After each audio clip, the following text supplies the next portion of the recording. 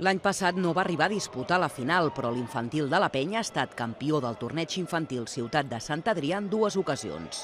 Enguany, l'equip que entrena Dani Miret afronta el torneig amb màximes expectatives.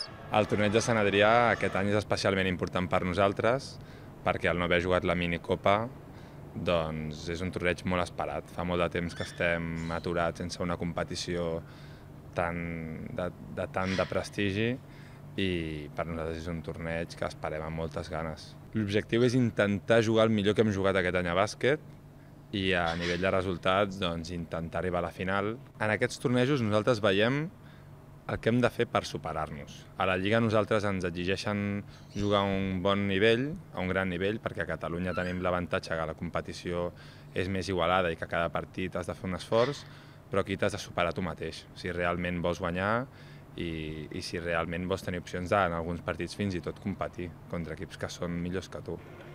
El torneig presenta un cartell de luxe. Els equips han estat dividits en 2 grups i el millor de cada un d'ells accedirà a la final. En una banda del quadre, Barça, Estudiantes, Banca Cívica i València. A l'altra, Penya, Madrid, UPSA i un combinat dels millors jugadors de la FEP. Aquesta selecció és un experiment que fa la FEP per ajuntar els jugadors de més talent i de més futur de la generació i posar-los a una prova que és jugant amb companys en els seus equips que a vegades no tenen aquestes condicions durant l'any i veure'ls. És la primera vegada que ho fan i jo crec que de cara al torneig és molt bona idea.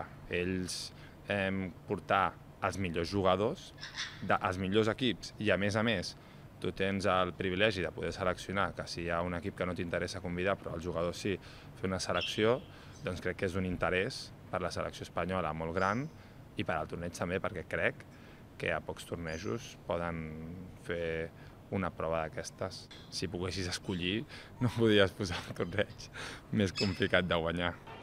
El complex Ricard de Sant Adrià serà l'escenari per on hi passaran els millors infantils del moment. El tret de sortir del torneig es donarà dissabte a 9:15 del matí. La final, diumenge a les 7 de la tarda.